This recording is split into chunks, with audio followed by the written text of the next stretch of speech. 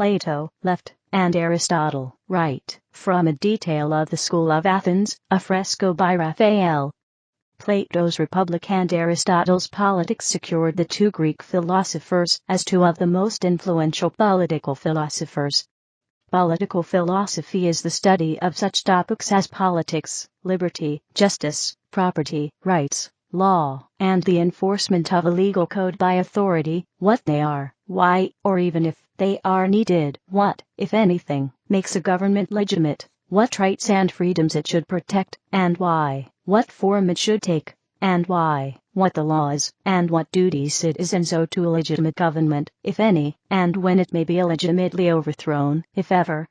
In a vernacular sense, the term political philosophy often refers to a general view, or specific ethic, political belief, or attitude about politics that does not necessarily belong to the technical discipline of philosophy. In short, political philosophy is the activity, as with all philosophy, whereby the conceptual apparatus behind such concepts as aforementioned are analyzed, in their history, intent, evolution, and the like. History. Ancient philosophies. Ancient China.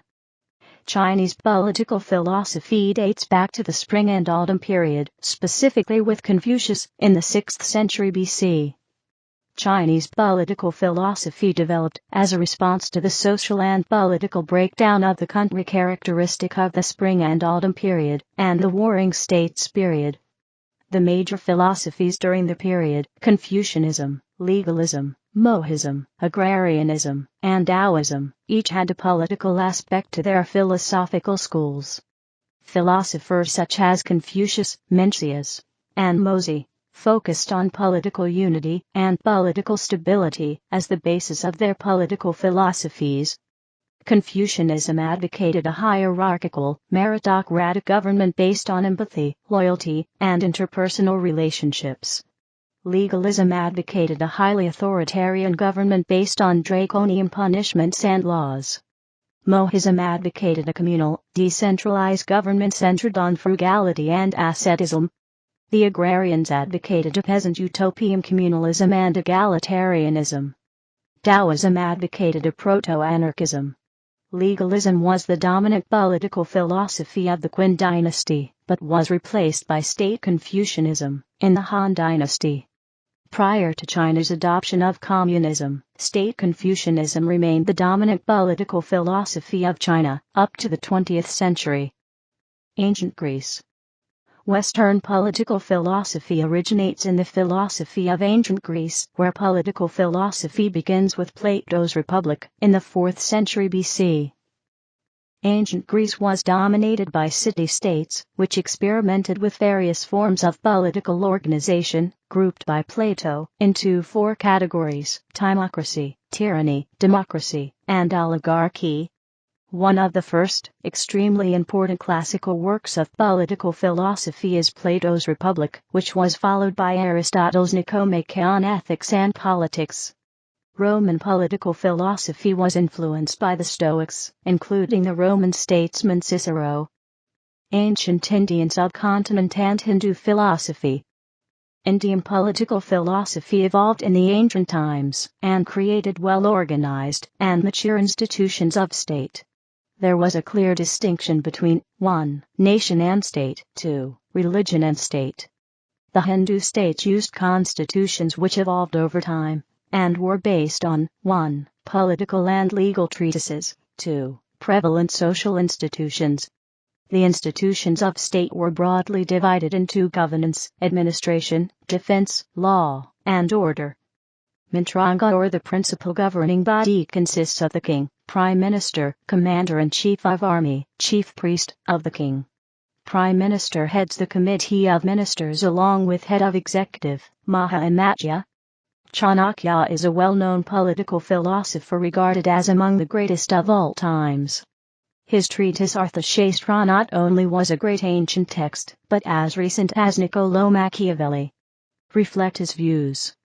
Chanukya in his political treatise Arthashastra of 4th century BC makes comprehensive accounting of the science of politics, for a wise ruler, policies for foreign affairs and wars, system of spy state and surveillance, and economic stability of the state. However, Chanakya himself quotes several authorities, like Bruhaspati, Ushanas, Prakatasamanu, Parasara, and mentions himself as a descendant of a long lineage of political philosophers, with his father Chanakya being his immediate predecessor. Sukranitisara is another treatise of ancient Indian political philosophy which is still extant. An example of constitution of ancient India is the Manusmriti or Laws of Manu. Medieval Christianity. Saint Augustine. The early Christian philosophy of Augustine of Hippo was heavily influenced by Plato. The main change that Christian thought brought was to moderate the Stoicism and theory of justice of the Roman world, and emphasize the role of the state in applying mercy as a moral example. Augustine also preached that one was not a member of his or her city, but was either a citizen of the city of God, civitas Dei, or the city of man, civitas terrena. Augustine's City of God is an influential work of this period that refuted the thesis, after the first sack of Rome, that the Christian view could be realized on earth, at all, a view many Christian Romans held. St. Thomas Aquinas. In political philosophy, Aquinas is most meticulous when dealing with varieties of law. According to Aquinas, there are 4 different kinds of laws. God's cosmic law, God's scriptural law, natural law or rules of conduct universally applicable within reason, human law or specific rules applicable to specific circumstances. Islamic Golden Age. Mutazilite versus Asharite. The rise of Islam, based on both the Quran and the Prophet Muhammad, strongly altered the power balances and perceptions of origin of power in the Mediterranean region. Early Islamic philosophy emphasized an inexorable link between science and religion, and the process of ijtihad to find truth. In effect, all philosophy was political, as it had real implications for governance. This view was challenged by the rationalist Mutazilite philosophers, who held a more Hellenic view, reason above revelation, and as such are known to modern scholars as the first speculative theologians of Islam. They were supported by a secular aristocracy, who sought freedom of action independent of the caliphate. By the late ancient period, however, the traditionalist Asharite view of Islam had in general triumphed. According to the Asharites, reason must be subordinate to the Quran and the Sunnah. Islamic political philosophy was, indeed, rooted in the very sources of Islam, i.e. the Quran and the Sunnah, the words and practices of Muhammad, thus making it essentially theocratic. However, in the Western thought, it is generally supposed that it was a specific area peculiar merely to the great philosophers of Islam, Al-Kindi, Al-Qindus, Al-Farabi, Abu Nasr, Ibn Sina, Avicenna, Ibn Bayyah, Ibn Qais, Ibn Rushd, Averroes, and Ibn Khaldun. The political conceptions of Islam, such as Qudra, power, sultan, amal, samad, obligation, and even the core terms of the Quran, i.e. ibadah, din, religion, rab, master, and ilah, is taken as the basis of an analysis. Hence, not only the ideas of the Muslim political philosophers, but also many other jurists and ulama opposed political ideas and theories. For example, the ideas of the Khawarij, in the very early years of Islamic history on Khilafah and Amal, or that of Shia Islam, on the concept of Imama, are considered proofs of political thought. The clashes between the Ahl Sunnah and Shia, in the 7th and 8th centuries, had a genuine political character. Ibn Khaldun. The 14th century Arab scholar Ibn Khaldun is considered one of the greatest political theorists. The British philosopher anthropologist Ernest Gellner considered Ibn Khaldun's definition of government, an institution which prevents injustice other than such as it commits itself, the best in the history of political theory. For Ibn Khaldun, government should be restrained to a minimum, for, as a necessary evil, it is the constraint of men by other men. Medieval Europe. Medieval political philosophy in Europe was heavily influenced by Christian thinking. It had much in common with the Mutazalite Islamic thinking in that the Roman Catholics, though subordinating philosophy to theology, did not subject reason to revelation, but in the case of contradictions, subordinated reason to faith, as the Asharite of Islam. The scholastics, by combining the philosophy of Aristotle with the Christianity of St. Augustine, emphasized the potential harmony inherent in reason and revelation. Perhaps the most influential political philosopher of medieval Europe was St. Thomas Aquinas, who helped reintroduce Aristotle's works, which had only been transmitted to Catholic Europe through Muslim Spain, along with the commentaries of Averroes. Aquinas's use of them set the agenda, for scholastic political philosophy dominated European thought for centuries, even unto the Renaissance. Medieval political philosophers, such as Aquinas and Summa Theologica, developed the idea that a king who is a tyrant is no king at all and could be overthrown.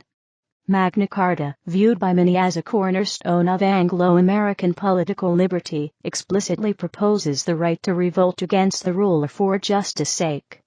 Other documents similar to Magna Carta are found in other European countries such as Spain and Hungary.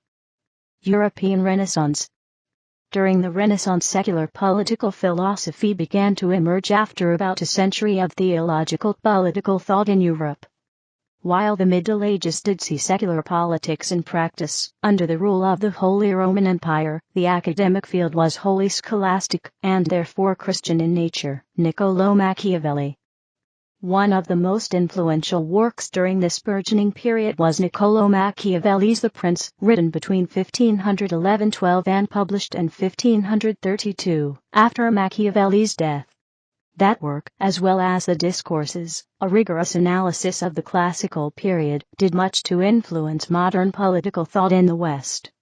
A minority, including Jean-Jacques Rousseau, could interpret The Prince as a satire meant to be given to the Medici after their recapture of Florence and their subsequent expulsion of Machiavelli from Florence.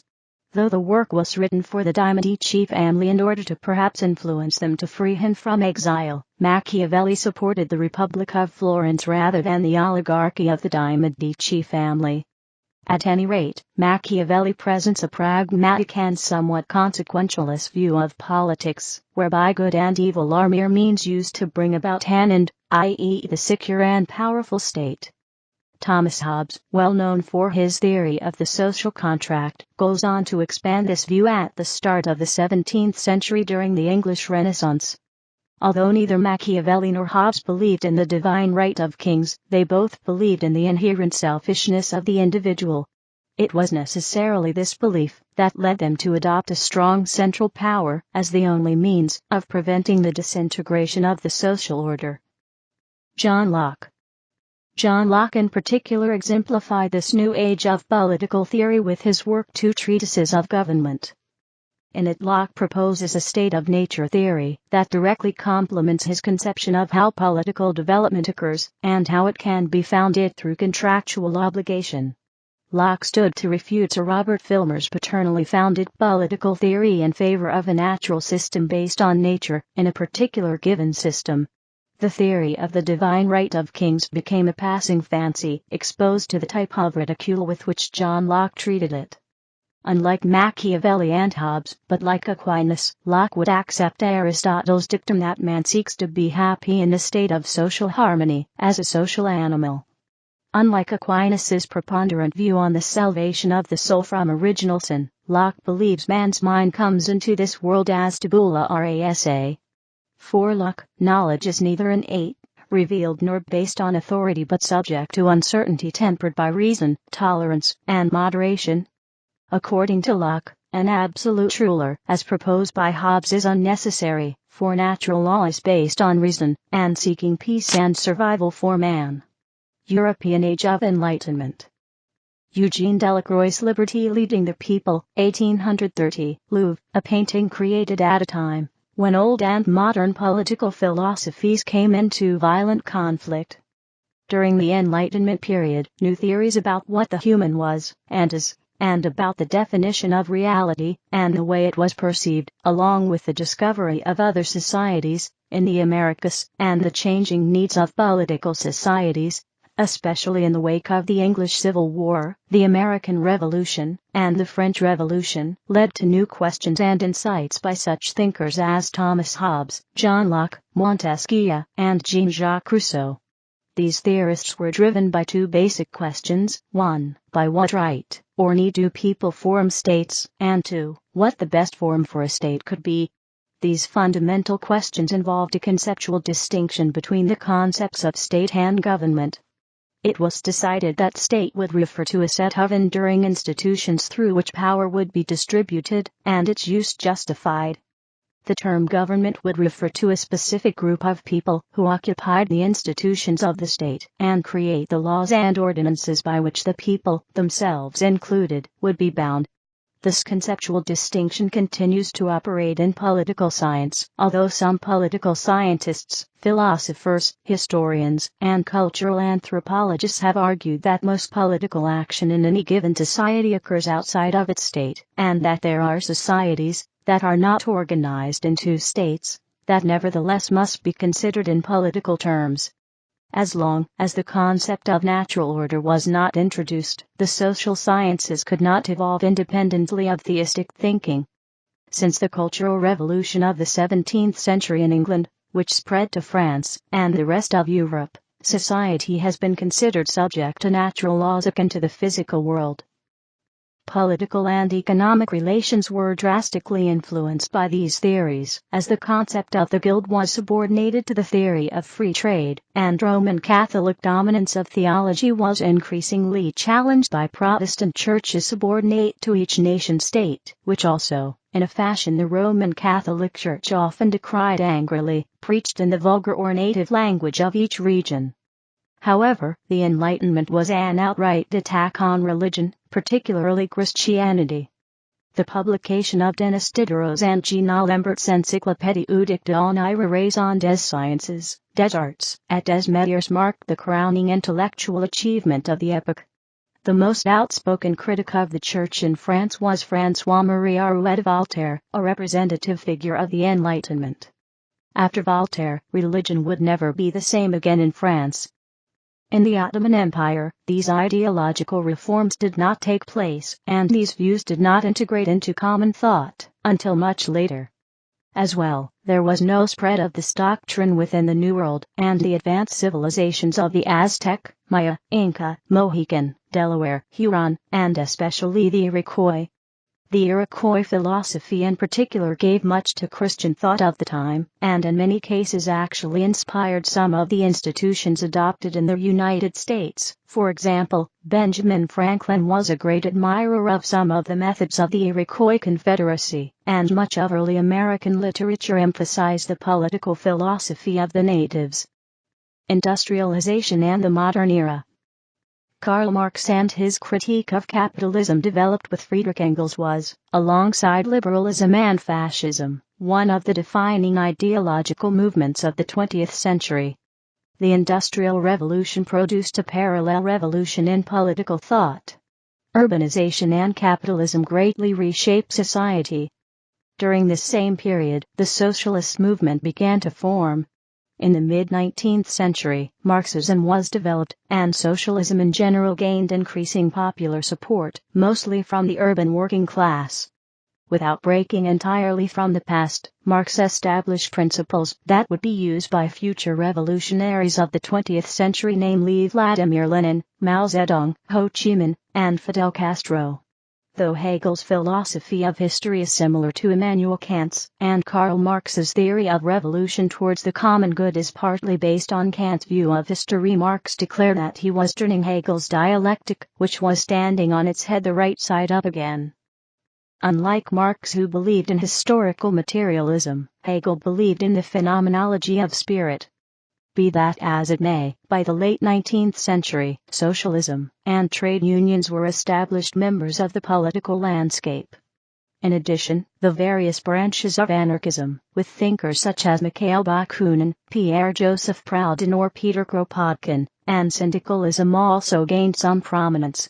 In the Anglo-American world, anti-imperialism and pluralism began gaining currency at the turn of the 20th century. World War I was a watershed event in human history. the Russian Revolution of 1917, and similar, albeit less successful, revolutions in many other European countries brought communism, and in particular the political theory of Leninism, but also on a smaller level Luxemburgism, gradually on the world stage. At the same time, social democratic parties won elections and formed governments for the first time, often as a result of the introduction of universal suffrage. However, a group of Central European economists led by Austrians Ludwig von Mises and Friedrich Hayek identified the collectivist underpinnings to the various new socialist and fascist doctrines of government power as being different brands of political totalitarianism. Contemporary political philosophy. From the end of World War II until 1971, when John Rawls published A Theory of Justice, political philosophy declined in the Anglo-American academic world, as analytic philosophers expressed skepticism about the possibility that normative judgments had cognitive content, and political science turned towards statistical methods and behavioralism. In continental Europe, on the other hand, the post-war decades saw a huge blossoming of political philosophy, with Marxism dominating the field. This was the time of Jean-Paul Sartre and Louis Althusser, and the victories of Mao Zedong in China and Fidel Castro in Cuba, as well as the events of May 1968 led to increased interest in revolutionary ideology, especially by the New Left. A number of continental European émigrés to Britain and the United States, including Hannah Arendt, Karl Popper, Friedrich Hayek, Leo Strauss, Isaiah Berlin, Eric Voegelin, and Judith Shklar, encouraged continued study in political philosophy in the Anglo-American world, but in the 1950s and 1960s they and their students remained at odds with the analytic establishment. Communism remained an important focus, especially during the 1950s and 1960s. Colonialism and racism were important issues that arose. In general, there was a marked trend towards a pragmatic approach to political issues, rather than a philosophical one. Much academic debate regarded one, or both of two pragmatic topics: how or whether to apply utilitarianism to problems of political policy, or how or whether to apply economic models, such as rational choice theory, to political issues. The rise of feminism, LGBT social movements, and the end of colonial rule, and of the political exclusion of such minorities as African Americans and sexual minorities in the developed world has led to feminist, post-colonial, and multicultural thought becoming significant. This led to a challenge to the social contract by philosophers Charles W. Mills in his book The Racial Contract and Carol Pateman in her book The Sexual Contract, that the social contract excluded persons of color and women respectively. In Anglo-American academic political philosophy, the publication of John Rawls's A Theory of Justice in 1971 is considered a milestone. Rawls used a thought experiment, the original position, in which representative parties choose principles of justice for the basic structure of society from behind a veil of ignorance. Rawls also offered a criticism of utilitarian approaches to questions of political justice. Robert Nozick's 1974 book Anarchy, State, and Utopia, which won a National Book Award, responded to Rawls from a libertarian perspective, and gained academic respectability for libertarian viewpoints. Contemporaneously with the rise of analytic ethics in Anglo-American thought, in Europe several new lines of philosophy directed at critique of existing societies arose between the 1950s and 1980s. Most of these took elements of Marxist economic analysis, but combined them with a more cultural or ideological emphasis. Out of the Frankfurt School, thinkers like Herbert Marcuse, Theodore W. Adorno, Max Horkheimer, and Jürgen Habermas combined Marxian and Freudian perspectives. Along somewhat different lines, a number of other continental thinkers still largely influenced by Marxism put new emphases on structuralism, and on a return to Hegel. Within the post-structuralist line, though mostly not taking that label, are thinkers such as Gilles Deleuze, Michel Foucault, Claude Lefort, and Jean Baudrillard.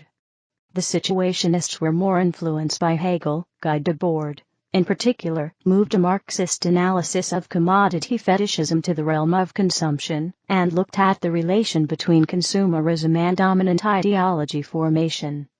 Another debate developed around the distinct criticisms of liberal political theory made by Michael Sandel and Charles Taylor.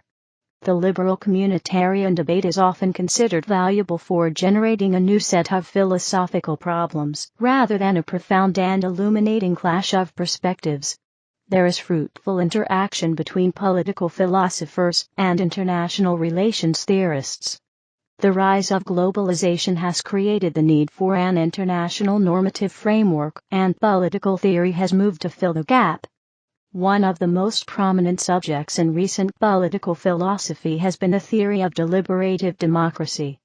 The seminal work is by Jürgen Habermas in Germany, but the most extensive literature has been in English, led by theorists such as Jane Mansbridge, Joshua Cohen, Amy Gutman, and Dennis Thompson. Influential political philosophers. A larger list of political philosophers is intended to be closer to exhaustive. Listed below are some of the most canonical or important thinkers, and especially philosophers, whose central focus was in political philosophy, or who are good representatives of a particular school of thought. Aristotle wrote his Politics as an extension of his Nicomacheia on ethics. Notable for the theories that humans are social animals, and that the polis, ancient Greek city-state, existed to bring about the good life appropriate to such animals. His political theory is based upon an ethics of perfectionism, as is Marx's, on some readings. Maria Rothbard, the central theorist of anarcho-capitalism, and an Austrian school economist. Thomas Aquinas, in synthesizing Christian theology and peripatetic, Aristotelian, teaching. Aquinas contends that God's gift of higher reason manifest in human law by way of the divine virtues gives way to the assembly of righteous government. Mikhail Bakunin, after Pierre-Joseph Proudhon, Bakunin became the most important political philosopher of anarchism. His specific version of anarchism is called collectivist anarchism. Jeremy Bentham, the first thinker to analyze social justice in terms of maximization of aggregate individual benefits, founded the philosophical/ethical school of thought known as utilitarianism. Isaiah Berlin developed the distinction between positive and negative liberty. Edmund Burke, Irish member of the British Parliament, Burke is credited with the creation of conservative thought. Burke's Reflections on the Revolution in France is the most popular of his writings, where he denounced the French Revolution. Burke was one of the biggest supporters of the American Revolution. Confucius, the first thinker to relate ethics to the political order. William E. Connolly helped introduce postmodern philosophy into political theory and promoted new theories of pluralism and agonistic democracy. John Dewey, co-founder of pragmatism, and analyzed the essential role of education in the maintenance of democratic government. Han Feizi, the major figure of the Chinese Feijia legalist school, advocated government that adhered to laws and a strict method of administration. Michel Foucault critiqued the modern conception of power on the basis of the prison complex and other prohibitive institutions, such as those that designate sexuality, madness, and knowledge as the roots of their infrastructure, a critique that demonstrated that subjection is the power formation of subjects in any linguistic forum, and that revolution cannot just be thought as the reversal of power between classes. Antonio Gramsci instigated the concept of hegemony, argued that the state and the ruling class uses culture and ideology to gain the consent of the classes it rules over. Thomas Hill Green, modern liberal thinker and early supporter of positive freedom. Jürgen Habermas, contemporary democratic theorist and sociologist. He has pioneered such concepts as the public sphere, communicative action, and deliberative democracy. His early work was heavily influenced by the Frankfurt School. Friedrich Hayek, he argued that central planning was inefficient because members of central bodies could not know enough to match the preferences of consumers and workers with existing conditions. Hayek further argued that central economic planning, a mainstay of socialism, would lead to a total state with dangerous power. He advocated free market capitalism in which the main role of the state is to maintain the rule of law and let spontaneous order develop. G.W.F. Hegel emphasized the cunning of history, arguing that it followed a rational trajectory, even while embodying seemingly irrational forces, influenced Marx, Kierkegaard, Nietzsche, and Oakeshott.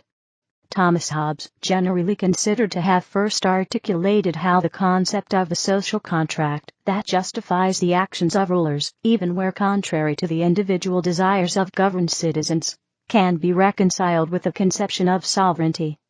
John Locke, like Hobbes, described a social contract theory based on citizens' fundamental rights in the state of nature.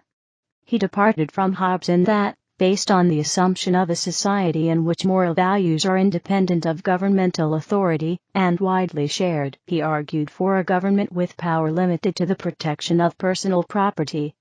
His arguments may have been deeply influential to the formation of the United States Constitution.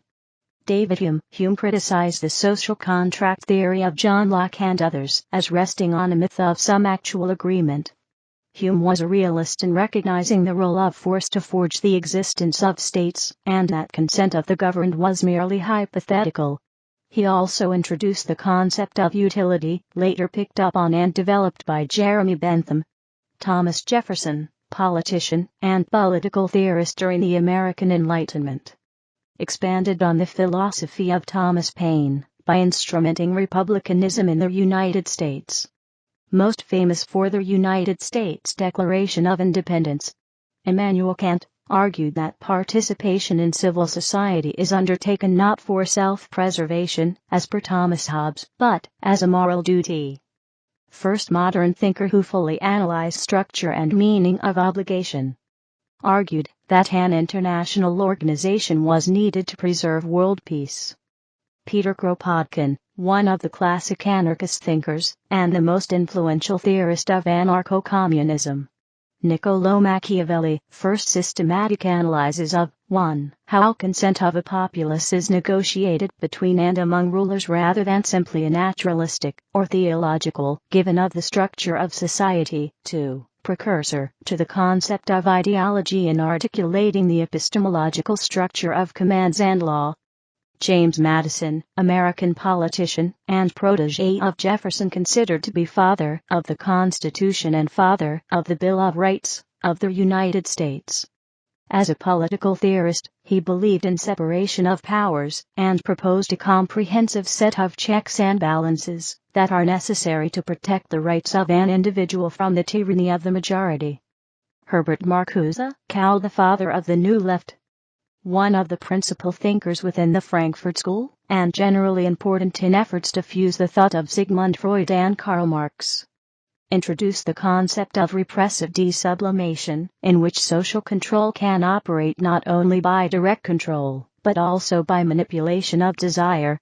His work Eros and Civilization and notion of a non-repressive society was influential on the 1960s and its countercultural social movements. Karl Marx, in large part, added a historical dimension to an understanding of society, culture, and economics, created the concept of ideology in the sense of true or false beliefs that shape and control social actions, analyzed the fundamental nature of class as a mechanism of governance and social interaction, profoundly influenced world politics with his theory of communism. Mencius, one of the most important thinkers in the Confucian school, he is the first theorist to make a coherent argument for an obligation of rulers to the ruled. John Stuart Mill, a utilitarian, and the person who named the system, he goes further than Bentham by laying the foundation for a liberal democratic thought in general and modern, as opposed to classical liberalism in particular, articulated the place of individual liberty in an otherwise utilitarian framework. Baron de Montesquieu analyzed protection of the people by a balance of powers in the divisions of a state. Mosey, eponymous founder of the Mohist school, advocated a form of consequentialism. Friedrich Nietzsche, philosopher who became a powerful influence on a broad spectrum of 20th century political currents in Marxism, anarchism, fascism, socialism, libertarianism, and conservatism. His interpreters have debated the content of his political philosophy. Robert Nozick criticized Rawls and argued for libertarianism by appeal to a hypothetical history of the state and of property. Thomas Paine, Enlightenment writer who defended liberal democracy, the American Revolution, and French Revolution in common sense and the rights of man. Plato wrote a lengthy dialogue, The Republic, in which he laid out his political philosophy. Citizens should be divided into three categories. One category of people are the rulers. They should be philosophers. According to Plato, this idea is based on his theory of forms.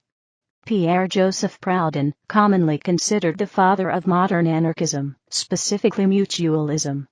Ayn Rand, the creator of the philosophy of objectivism. John Rawls revitalized the study of normative political philosophy in Anglo-American universities with his 1971 book A Theory of Justice, which uses a version of social contract theory to answer fundamental questions about justice and criticize utilitarianism. Jean-Jacques Rousseau analyzed the social contract as an expression of the general will, and controversially argued in favor of absolute democracy, where the people at large would act as sovereign. Carl Schmitt, German political theorist tied to the Nazis, who developed the concepts of the friend-slash-enemy distinction and the state of exception. Though his most influential books were written in the 1920s, he continued to write prolifically until his death, in academic quasi-exile, in 1985.